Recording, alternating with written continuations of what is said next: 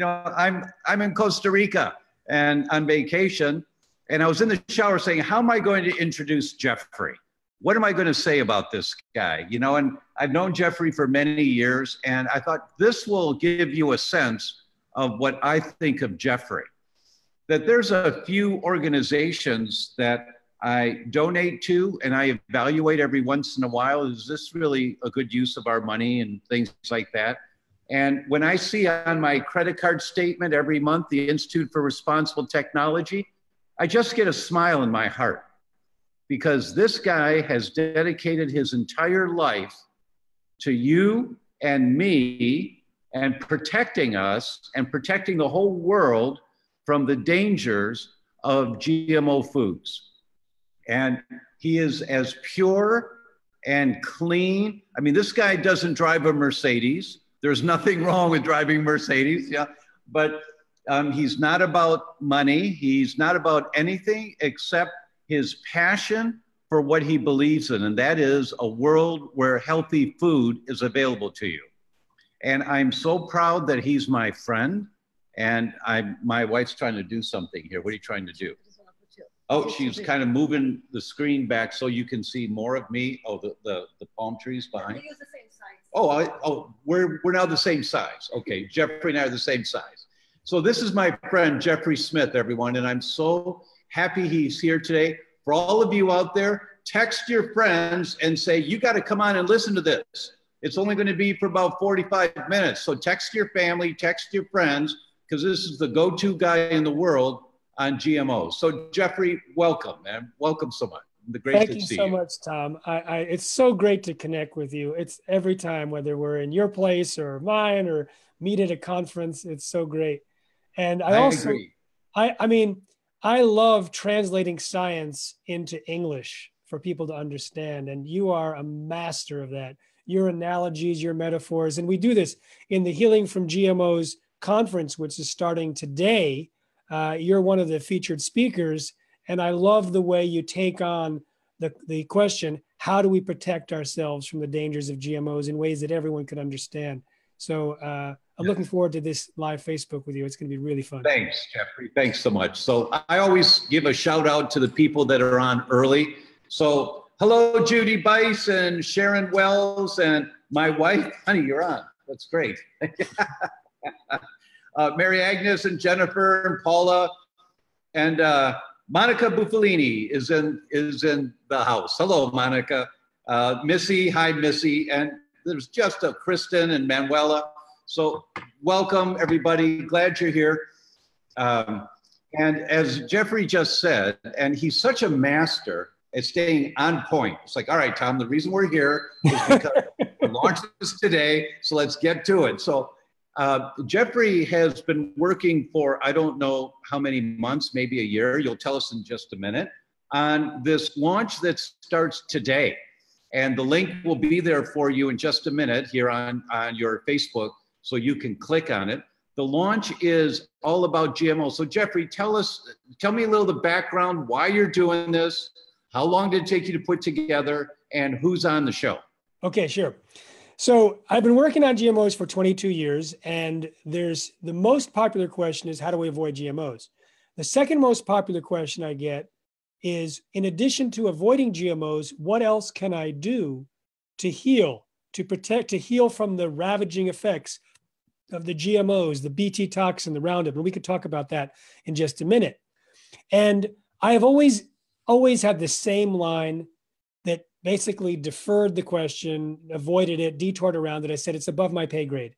I'm not a doctor. I can't tell you how to heal from the ravaging effects of the antibiotics of Roundup and the fact that it's a carcinogen and that it's a chelator of minerals and that it causes birth defects and damages the mitochondria and suppresses digestive enzymes and is an endocrine disruptor and all these, and creates leaky gut. I can just tell you to avoid it, talk to someone else. And I just pushed it away.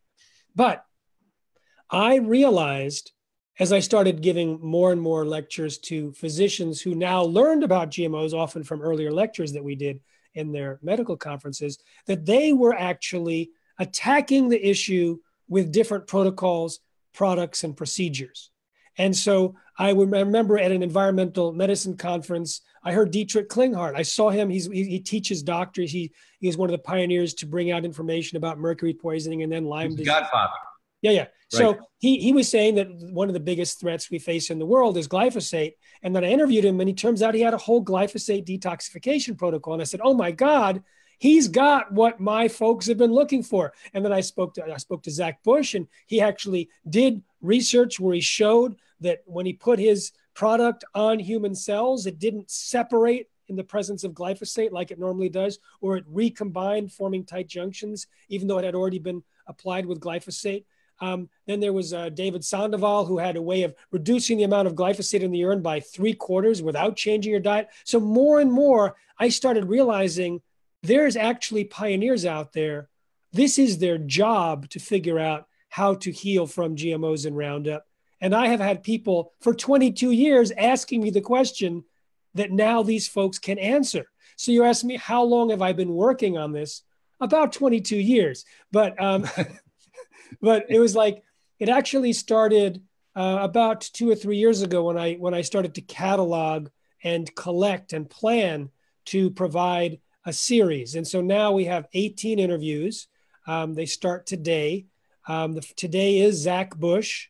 And I would recommend that as soon as you're done watching the live Facebook, go over to the link that Tom's team is going to put on there, register for the conference, and watch Zach's interview. Now, there's 2 interviews per day, but I can say boldly, watch Zach's first because I'm the other one. And so I might keep mine up a little longer because it's kind of an introduction to GMOs and Roundup.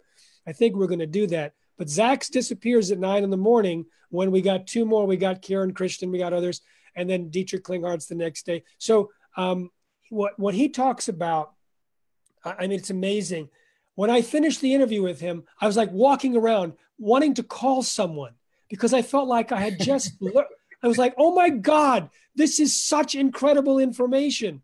He talks about the basis of all disease and the blessings of 50 million year old soil and carbon snowflakes created by microorganisms that create intercellular communication, that he did something. I mean, the guy thinks so out of the box. By the end of the interview, he talks about how he's giving this product to people to increase their intercellular communication. And around 16 to 18 months later, the same kind of characteristics that are developing inside the healthy boundaries, the intercellular communication, develops in their cognitive and personality state so that they end up being healthier with boundaries and interpersonal relationships, as if it's been translated from the microorganisms to their cells, to their consciousness. And this guy, he doesn't think in the box. He doesn't have a box. So I put him first. Right. I put him first because when we ran a little test of just 5 interviews, and you were one of the interviews, and he was one of the interviews, and we did it in December, I was getting emails by saying, we want to buy Zach. How do we buy Zach Bush's interview? How can we watch it again? Is there a transcript? Because he just talks at a different level. So that's the first one. Yes, he does. Okay. So I wanted to make sure that I was on stage. Huh? Pardon? I was on stage with Zach in March in Chicago, and we had such a good time together. And he's just so brilliant, and he's got a great way of explaining extremely sophisticated concepts in everyday language that people get. Mm-hmm. Everybody gets it. So it's great that you're starting off with Zach and everyone, and I'm going to watch it when we're done with this one. Marzi and I will watch it because I've not heard what Zach had to say in your interview. So absolutely, we're going to watch it. I'd recommend everyone register, and please, right now, send a text to your kids, to your friends. If they're BFFs, say, hey, you really got to tune into this right now and listen to what Jeffrey's saying, because this information is the kind of information that will change your life and change the life of your kids and your family. Jeffrey, well, let me say this. People say to me all the time, Jeffrey, you saved my life. You saved the life of my family. And I've gotten used to that because I just tell them about the dangers of GMOs. They switch to non-GMO and organic and they get better. And that's pretty predictable. We had a survey of 3,256 people getting better from 28 different conditions. I write about it in a peer-reviewed article. I can talk about that all day, but I won't. But someone came up to me and said to me, they were at a health food store and they said, "You're Jeffrey Smith. You saved my life." And then she paused, "You and Restore," which is Zach's product. And that's the first time I'd heard that. I was like, oh, okay, I'm sharing the stage now with Zach's book. It's like, okay. And then she was in the hospital for 7 weeks and described this whole thing. Anyway, I talk about that, I think, in the interview. All right, back to you. I cut you off. Well, that's really good company to be in. That's great company to be in. So that's really fabulous. Let's do a few more shout outs here. We've got Leanne Scott in Australia, and Yvonne in Huntington Beach, California is doing a woohoo. Hello. Hello, Yvonne. Lynn Johnson in South Australia. Elizabeth in Brooklyn, Steph in Springfield, Mary Clifton. Hi, Mary. Tracy Holcamp and loves Dr. Klinghardt. Having a chance to listen to Klinghardt is a real honor. He's one of the wizards in healthcare, and he is so far out on the cutting edge. It's only the docs who are smart enough to look outside the box that will start listening and studying Dr. Klinghardt, and then he carries us along with him, with his realizations, and moving more doctors outside the box of traditional ways of thinking about problems. He's let me share with you some of the gems of Klinghardt's interview. He's on Thursday. So with Klinghardt, at one point, my conclusion was, I said, so the microbiome are the micro Jedi army here to help us evolve. And he goes, that's right. So here's some of the things that I got to conclude that. He talked about how there's microorganisms in the brain, and that if we kill them off, we become dumber. So it's possible that the microorganisms are what support higher consciousness and human evolution. He talks about how bacteria in the breast cancer, there's a different bacteria. If you have normal bacteria in the breast, and if you have breast cancer, a new bacteria comes in. The doctors who don't understand think it's an infection, but if you kill the bacteria, the breast cancer grows more. It's actually to help fight the disease. He says that there's research done on St. John's wort, where you get some of it works and some doesn't. He looks at it and goes, oh, the stuff that is more of the original plant works. He said, maybe it's not the substance in the herb. Maybe it's the microbiome that's attracted to grow on the herb. And he said, that's like with salad. Salad, he did research in India. He said, normally you get maybe 5% of the nutrients from salad because we can't break it down. But the microbiome is absolutely flourishing on salad. So we think, oh, we better not wash the salad too much. Otherwise, we lose the nutritional value. He talked about how the brain, he talked about the microbiome in the brain, but he said the human brain emits biophotons at like millions per second. And it's possible that it's the microbiome that allows that to happen, because other organisms don't do that. He said like rats, it's like 1 biophoton per minute. But he said one of the top biophoton researchers, Dr. Papp from Germany, read my book, Seeds of Deception, back probably when it came out in 2003, and was all of a sudden alerted for the first time. And I heard this for the first time with my interview with Dietrich Klinghardt. I didn't know this. He got alerted to the dangers of GMOs and ended up being asked by the government to research GMOs, the German government. And he wrote a 600-page report that Dietrich had a chance to look at and I think help edit. When it was submitted, it showed that genetically engineered foods produces lower levels of biophotons than their non-GMO counterpart, and that it was also distorted. And he said he gave the report to the assistant to the minister who gave it to the minister. Within 24 hours, the assistant was fired and the 600-page report was completely disappeared. So this is very interesting information. He gives out a lot of other information. In fact, he says, I have to be careful because I don't want to end up like some people I know floating in a river. And so he's giving out information that he normally doesn't give out. And so I went over it afterwards and said, are you sure I can talk about this and talk about this? But yes, it was breathtaking. And he has incredible information because he's actually treated 50,000 people. And he's seen the differences. I asked him at an earlier interview about it, and he said he could see the difference in the quality of the thinking and the success in his patients that are on organic and non-GMO compared to the general public. And it's absolutely unbelievably clear. But then he also developed an entire protocol for cleaning up from glyphosate, which includes saunas and lymph clearing and particular supplement. It's in there. It's in the interview that I do with him on Thursday. So he was a big inspiration for having this because he had already written up an entire glyphosate detox protocol. One of the things that he said, and I'm not going to give it all away, but one of the things that he said, which was new completely, he said in his patients, and he's really into testing, like you, Tom, really into testing. So he gets baselines and changes. He said the sickest people, like those with autism, had no glyphosate in their urine until he started the detox protocol, and then the glyphosate appeared. It's as if the glyphosate was being stored in their bodies and wasn't being metabolized and detoxed properly until he added the protocol, and then they started getting better. So that Jeffrey, that's very similar with autistic children, that we know that when to test them for heavy metals, many times autistic kids come back negative for heavy metals. But then you start the protocols anyway, and it will be the second or the third test months and months down the road after doing the protocols to pull out heavy metals. All of a sudden, their tests are showing that's loaded. And our interpretation has been that the body's just trying to wall this stuff off and get it out of the way as much as possible, keep it out of circulation, away from the brain. And that may be true with the GMOs also, is that the body's trying to wall it off. It's deep in the fat cells and not being accessible to be eliminated very easily until you work the detox pathways. The thing is, some of that brilliance of the body came out in these lectures where it turns out some of the big characters in the play were the microbiome, the mitochondria, digestion, and inflammation.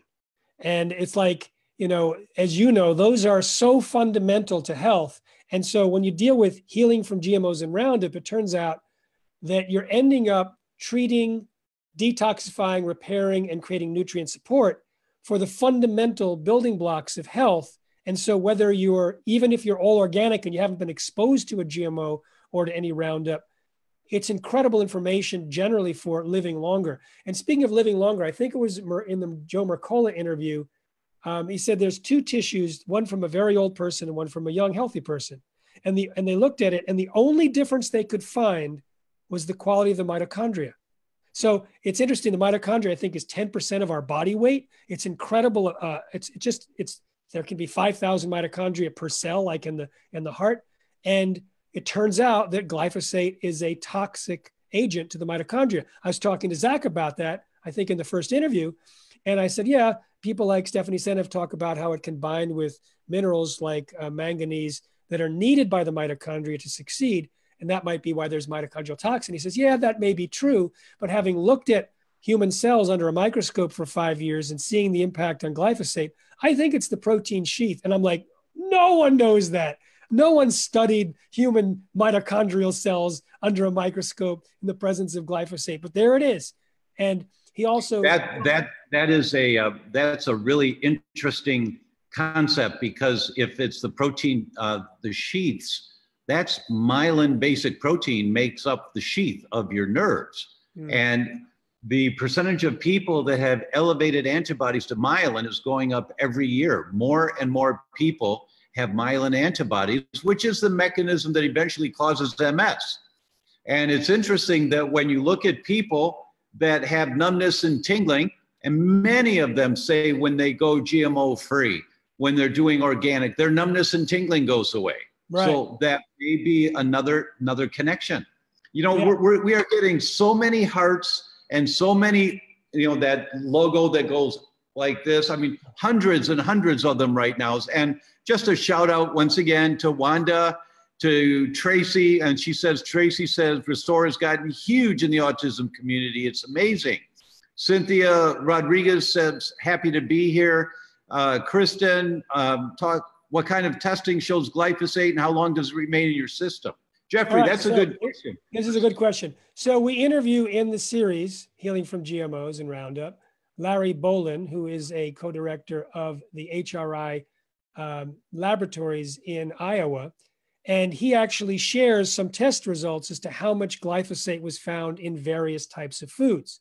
And he says he has an acronym OWL, oats, wheat, and lentils. He doesn't eat them unless it's organic because they have very high levels of glyphosate.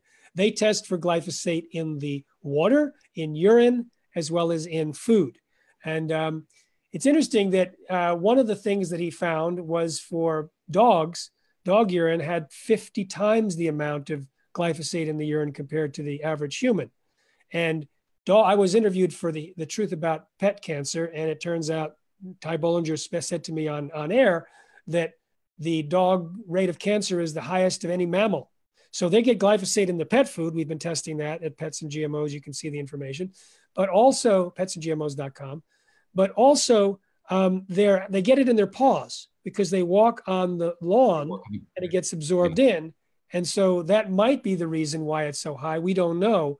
But yeah, so it was a good question. And we describe ways that you can get your own urine tested or your water supply or your favorite meal. You bet. You bet. Now, Jeffrey, what was the video? I'm sure you know this, of a family, I think it was in Sweden or Denmark a few years ago. Tell everyone about that video. So they tested the blood of a family. I think it was the blood. It might have been the urine, but I think it was the blood, and found all these different chemicals.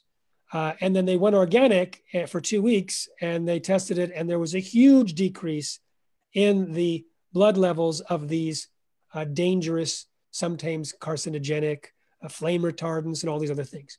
Now, I'll tell you, I'm going to see that and raise you in the poker terminology. In the film Secret Ingredients that Amy Hart and I produced and directed, that will be out in the fall, we have families that switched to organic and got better from all sorts of diseases. So we had one family, Kathleen's family, she had 21 chronic conditions between 5 members of the family. The son was autistic, she had been paralyzed and had chronic pain and all these things.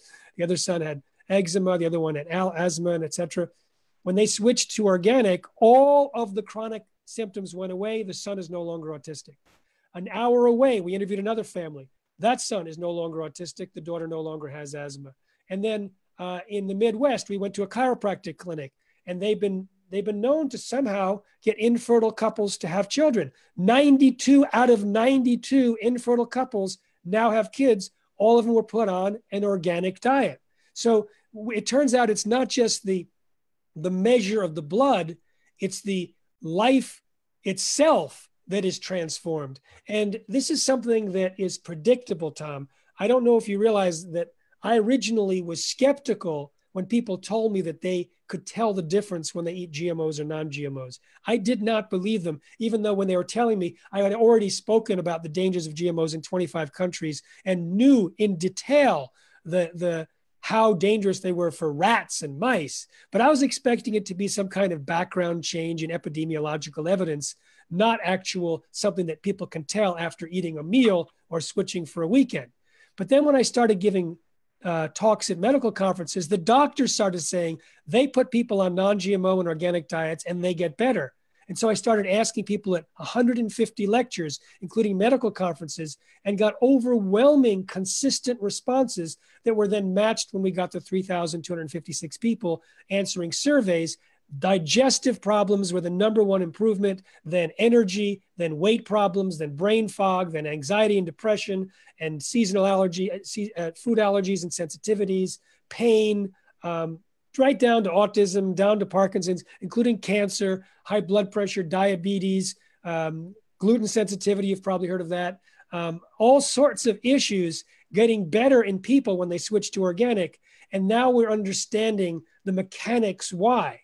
Now, they don't get 100% better all the time, which is why the Healing from GMOs and Roundup series is important, because for some, actually changing the diet should be enough. But for others, you know, if there's been some damage for over the long time, if they have the leaky gut, if they have the dysbiosis in the gut, if they're low on minerals, if their shikimate pathway has been disabled so they don't have the proper enough of the main neurotransmitters, serotonin, melatonin, dopamine, these are really important things. When you're low on that, that might explain why you have a high correlation between the use of GMOs and Roundup and insomnia, sleep disorders, anxiety, depression, schizophrenia, suicide in the national population.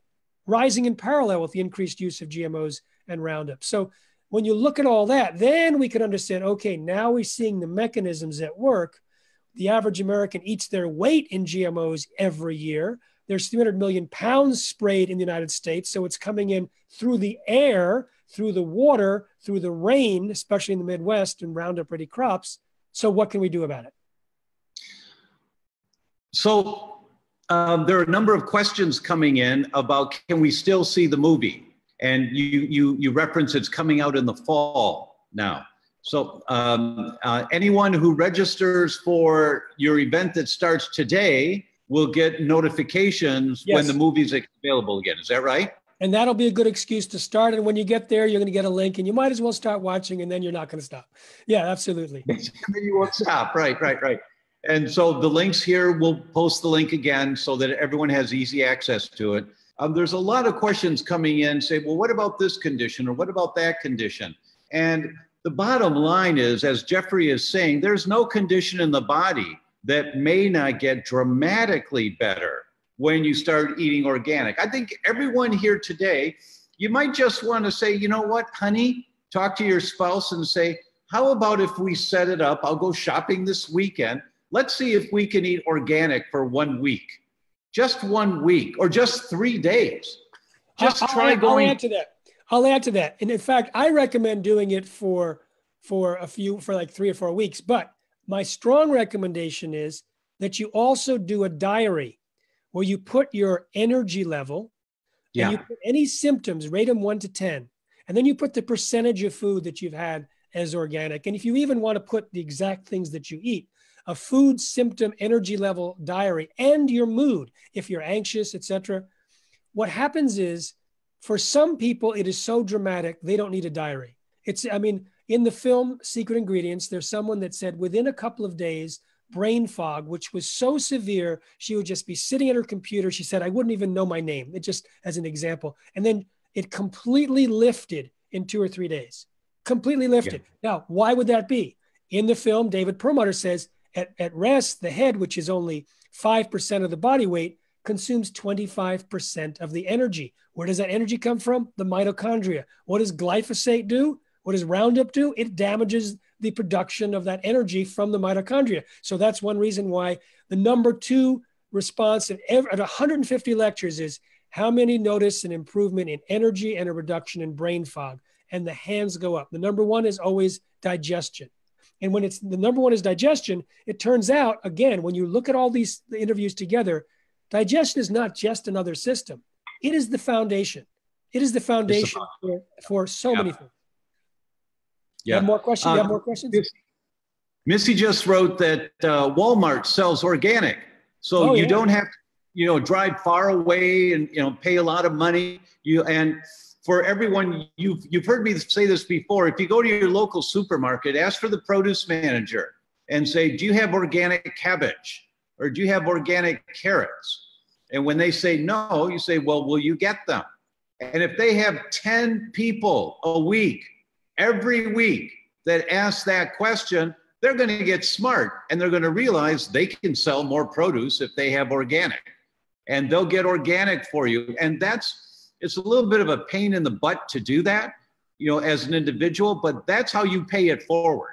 Absolutely. That's how you make society a better place, is by doing the little things, going out of your way to help not only you and your family, but the world in general. You don't have to, I'm sorry, like Jeffrey or I mean, this is our lives. This is what we do all day, every day. You want to know what I do on vacation? I read studies. And then my wife and I go out on outings, but then I come back and I read studies, because this is my life and this is Jeffrey's life. It doesn't have to be your life, but if you give 5 minutes a day to just do something for the betterment of the world in terms of foods, and it might be ask your supermarket produce manager every time you go to the market, hi, do you have organic broccoli? Well, why not? And then just buy the regular broccoli because it's better than none. Some vegetables is better than no vegetables. And water, tap water is better than no water, right? So, but it's on a scale, and then you pay a price for the more toxic foods are, right? So, all right, that's enough on that. So I just want to say, I think it was Missy that made the point about Walmart. Do you know who the largest seller of organic is in the U.S.? It's Costco. Wow. Costco. Wow. So yeah, you go down the aisles and it's like organic, organic, organic. So, and the other thing is this: when I was doing interviews, for the film, I ran across a family. They didn't make it into the final cut, but there was a family of 6, and they had about an $18,000 health bill every year. They went to organic, and the next year it was $9,000, and the next year it was $3,000, below $3,000. And so they said, we spent a lot less than our savings on organic food. And the people in the film said, we don't bring the kids to the doctors except to the annual physical because they don't get sick.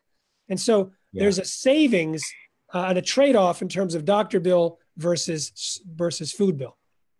That's a really good point. It's a very good point. A couple of questions came in. The first one is, how long are the interviews each day? Well, Zach's is longer than today, is longer than normal. It's an hour and 20. But usually I shoot for between 45 minutes and an hour. And there's two interviews. There's 2 interviews per day. I call them interviews, but the first day today, I also give a talk without an interview. And the last day, I answer questions, a live Q&A, which you can also watch it as a recording later in the day. Oh, great. Great. Yeah. A shout out to Signe, S-I-G-N-E. I'm not sure how to pronounce that, in Norway. Hello, Signe. And Jennifer in Costa Rica. Elizabeth says, can we still see the Secret Ingredients movie? And the answer is, you will be able to. Yes. Yes. And if you go to your link and you sign up for the online free conference, we will let you know when it's available. And what I do is I do pre and post test requests of the audience. I ask them to rate themselves from 1 to 100, how vigilant they've been at eating organic and how active they've been at talking about the dangers of GMOs and Roundup, 2 different numbers. And then I ask them after they watch the film, and everyone has increased their vigilance going forward about their desire to eat organic and their desire to tell others. So virtually people have even seen the trailer at secretingredientsmovie.com and changed their diet from the trailer. So yeah, way to go. I'm really looking forward to this having an organic tsunami in the world. Amen to that. Dean asked the question, does the severity of symptoms have to do with the gene HLA?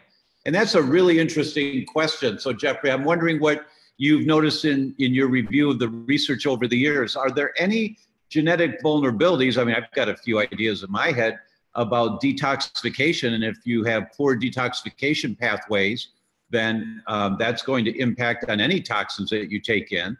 But have you seen any specific genetic vulnerabilities that make people more vulnerable?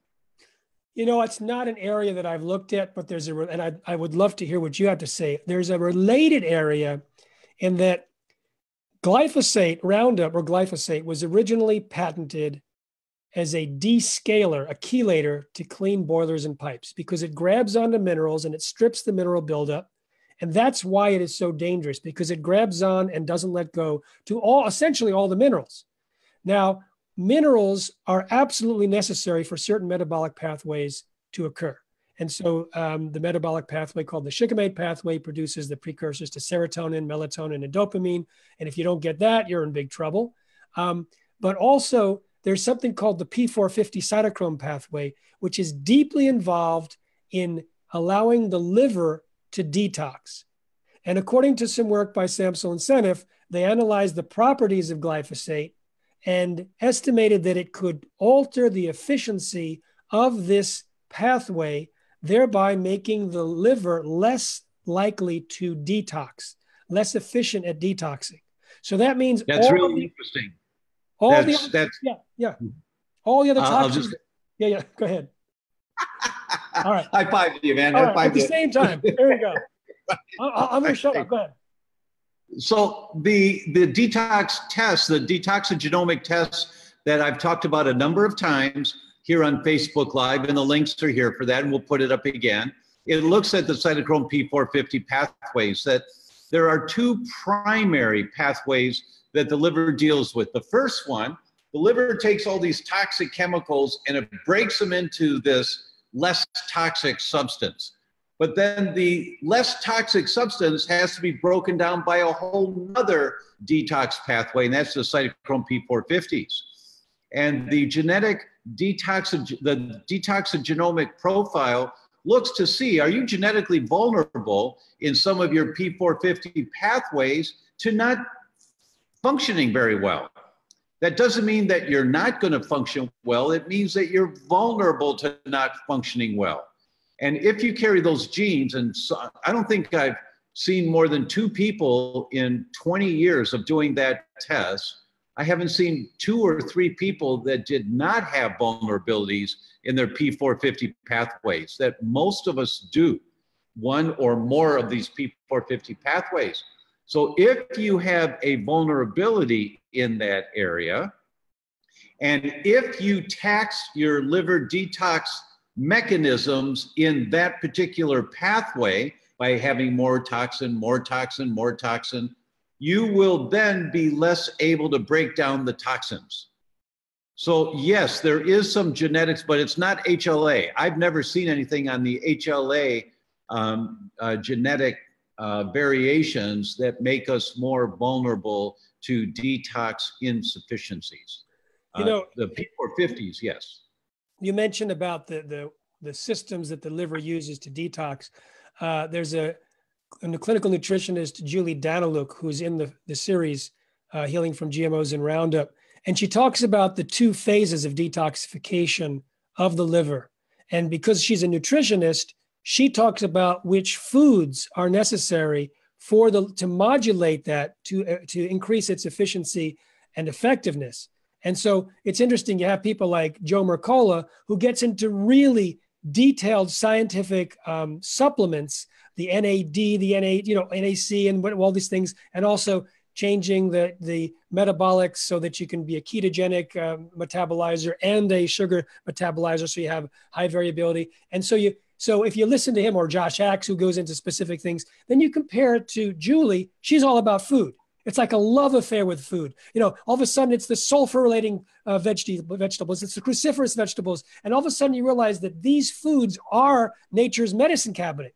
But then you talk to people like Lee Cowden, who also trains doctors, who I interviewed, and he says, there has been an increasing need for minerals because the population is getting more and more mineral deficient, because guess what? Glyphosate is sprayed on all these crops, and it's combining with the minerals, making them unavailable. So our need for mineral supplementation is getting higher. And then you have like an agronomist, Mike McNeil, who's got some amazing stories. We teared up when he talked about how he saved the life of this one child who was the granddaughter of a farmer at a dairy farm. And he saw what was happening to the cows, realized it was happening to the milk, and realized that that's why she was in the hospital, and saved her life, and traced it back to probably the Roundup that was in the Roundup Ready crops.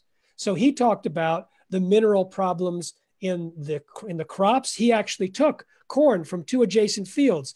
The GMO corn had almost no minerals. It was ridiculously small and had 200 parts per billion formaldehyde, which is a carcinogen and really dangerous. And he talked about the impact of those demineralized foods also on the livestock in the United States, because most of the livestock eat the mineral deficient Roundup Ready crops. So we can see, and he talked about the need for nutrient dense food, and how he's working with food hubs to increase the nutrition in food, and that may be our new organic as we move into the turning our food back into the medicine that it deserves. You mentioned something here, and I was just looking up a few stats before our show today. And I love calling this a show. I guess I've got a show now, Facebook Live every Tuesday show. So, and this one blew me away, that between 2014 and 2016, there has been Vermont, the top crop in Vermont is GMO corn. 92,000 acres of corn in Vermont is GMO corn. And it's for 135,000 cows in the state. They're fed the GMO corn. Now, what do we know about Vermont? You think about cheese and milk and Ben & Jerry's, you think about dairy products. Well, what do we know about cows that are fed corn instead of grass-fed. That's a whole nother discussion. But one of the things that we know is that grass-fed cows are very high. Their milk and their meat is very high in something called conjugated linoleic acid, CLA. CLA is a really good fat that for us, when you want to lose weight, if you take a little CLA every day in a year, you've lost about 12 pounds. It's about a pound a month, changing nothing else except getting enough CLA. And that's an ingredient that's in grass-fed cow product is CLA. When you eat corn-fed cow product, like dairy or hamburgers at the local market that are not or get grass-fed, you get very little CLA and you gain more weight because the cows, the microbiota, the good bacteria, or the bacterial environment in a cow's intestines is completely altered when they eat corn. And when you completely alter the microbiota of the intestines of an animal, that animal, when it starts producing milk, just like with humans, we know that mother's breast milk is loaded with bacteria that is delivered to the baby when baby breastfeeds. Baby is getting the milk, the food, and the bacteria to, what's the word I'm looking for? Inoculate. That's the word, thank you. To inoculate the baby's microbiome. Well, you drink cow milk from cows that have been corn-fed, the microbiota is very different than the microbiota from grass-fed. I'll take it up a notch because what happens is the corn being GMO, it's sprayed with Roundup and it also contains Bt toxin, which is an insecticide from another type of GM corn. Usually it's the same, they put them in the same corn. Now, there's been studies in Germany by Monica Kruger and others that found that the glyphosate is more readily kills the beneficial bacteria in the gut of the cow and in the human and in the chicken. And so there's a type of bacteria in the cow that and the dog. So there's a type of bacteria in cows that keep the Clostridium botulinum bacteria not growing very fast. Clostridium botulinum, right. If that does grow, it produces botulism, which is one of the most dangerous toxins, one of the most potent toxins, maybe the most potent toxin known to man. Well, there is an epidemic of acute botulism now. And what she and others have found is that by the cows eating genetically engineered Roundup ready crops sprayed with Roundup, it's changing the balance between the good bacteria, killing that off, which is very easily killed by the glyphosate, allowing the Clostridium botulinum to grow, creating the bot toxin, and then creating these downer cows and this sick cows. And then that gets translated into the milk. And so there's a lot of information about that in the literature that I study. And what I just found last week was rats that were fed genetically modified corn, the Bt corn, caused holes in their stomachs. You and I have always talked about holes in the intestines. Well, these rats had leaky stomachs from the Bt toxin, which is interesting because when I talk to you, this is interesting and it's a kind of a challenge to us. When we were talking at your place 3 years ago, and you talked about the E3 Advanced Plus and how it destroys 100% of the top 8 allergens within an hour. 99%. 99. All right, 99%. Sorry, I way exaggerated. So 99% of the top 8 allergens within an hour before it leaves the stomach. And then I challenged you and said, well, what about Bt toxin? That's the insecticidal toxin that's engineered into corn that breaks open the stomach of insects to kill them. And now we know that it can poke holes in human cells. What about it? And it turns out that you went back to the lab, and I love this because it was just an idea we had in a recorded interview. We have proof that we came up with the idea. And then, and then you send it to the lab, and they found out that 60% of the Bt toxin is destroyed within the 90 minutes that it's still in the stomach. Now, the question, in the human stomach, might it create leaky stomach before it leaves the stomach? That's a big question. So I certainly don't want to get it into the intestines. So I want to see most of it destroyed before it gets into the intestines. But no one has done the kind of That's research. a really good point.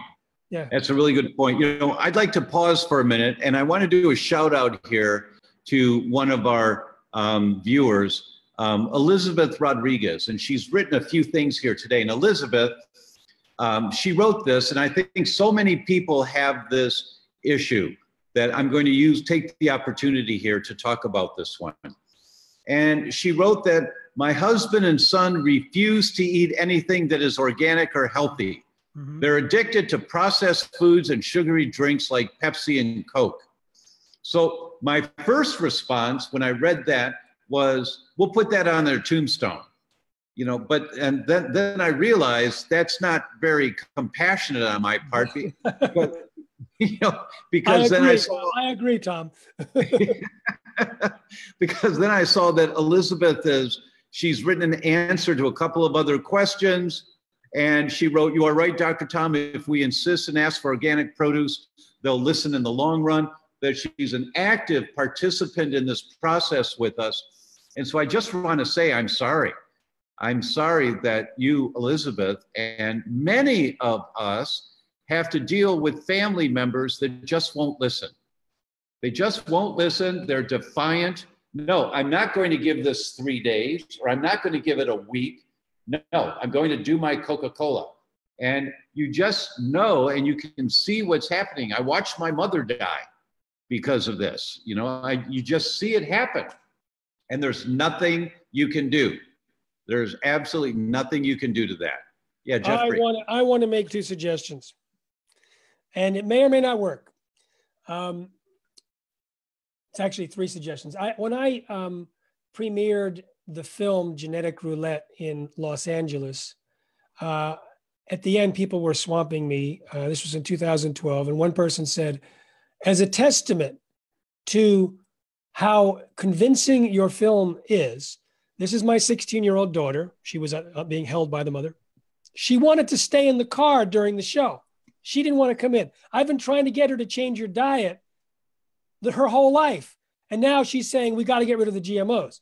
And then I thanked her, met the daughter, they left. And then a woman comes in, grabbing her husband, and says, I want to tell you how important, how powerful your film is. This is my husband. I've been trying to get him to go non-GMO and organic for years. And now he's saying we have to change our diet.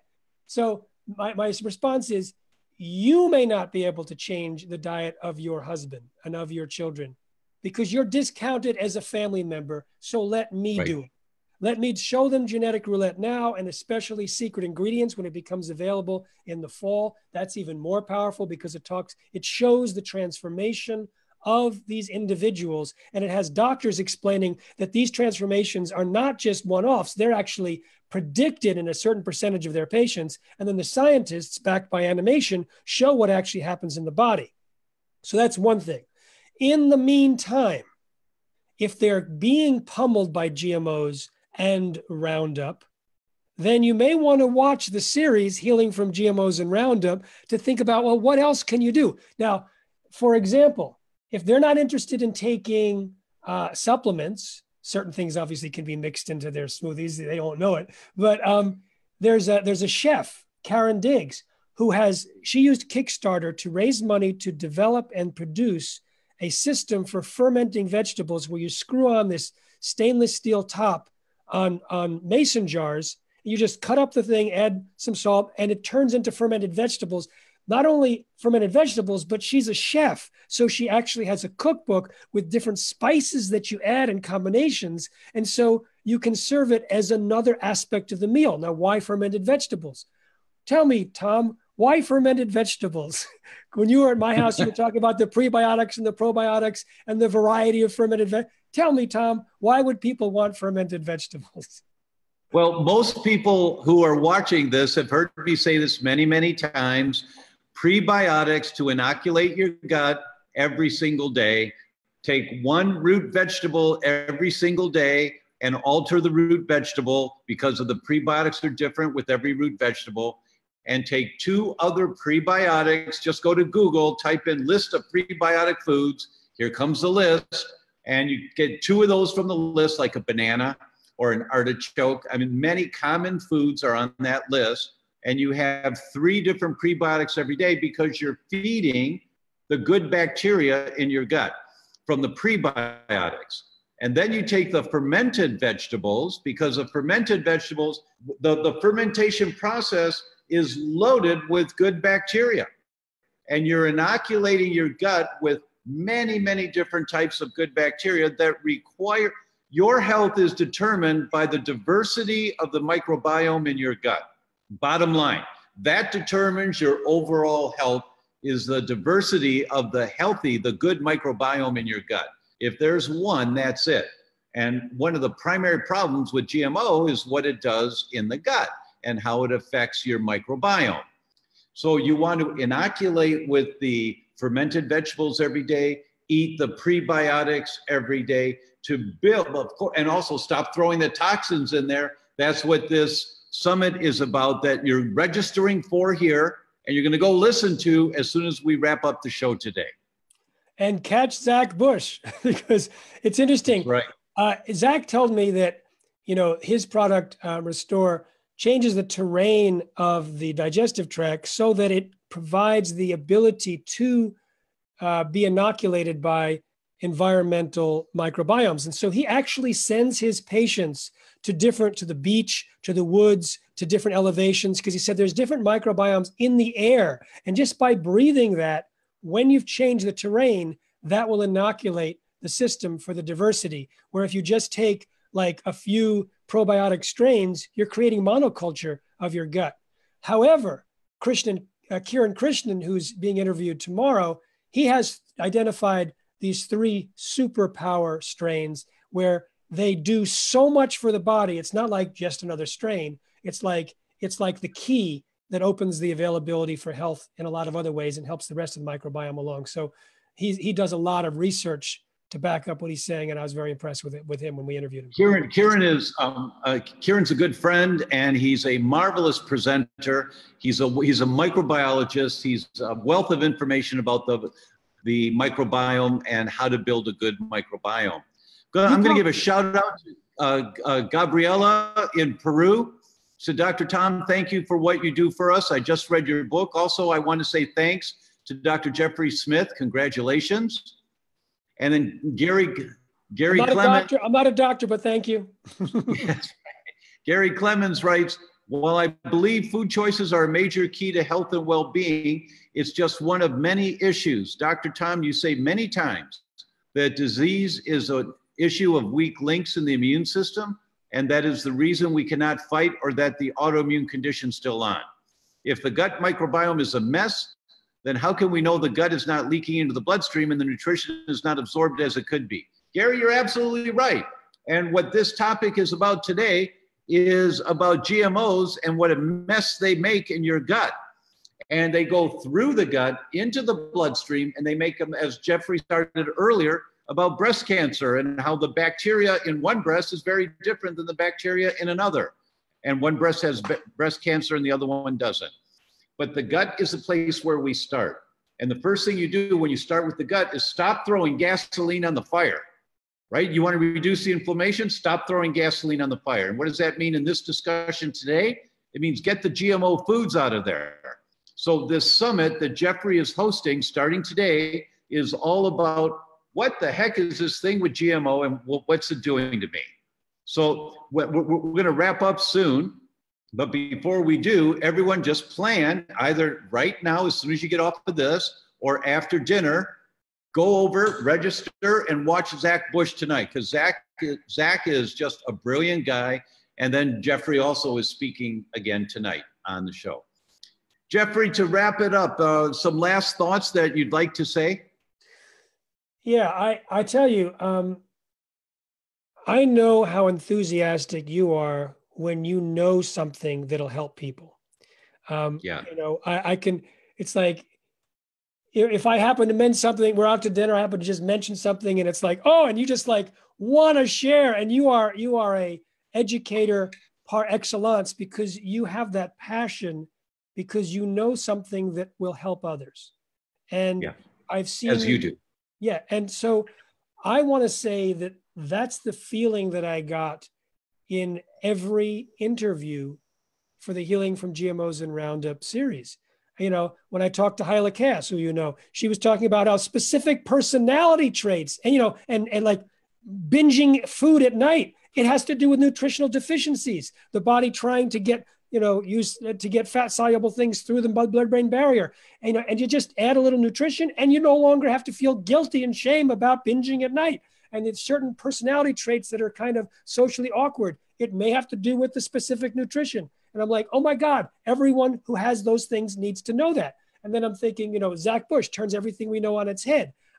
People like Michelle Perro, who's been a pediatrician for 35 years, she's seen the changes in the children when GMOs were introduced. She's seen the changes and what she needs to do different now.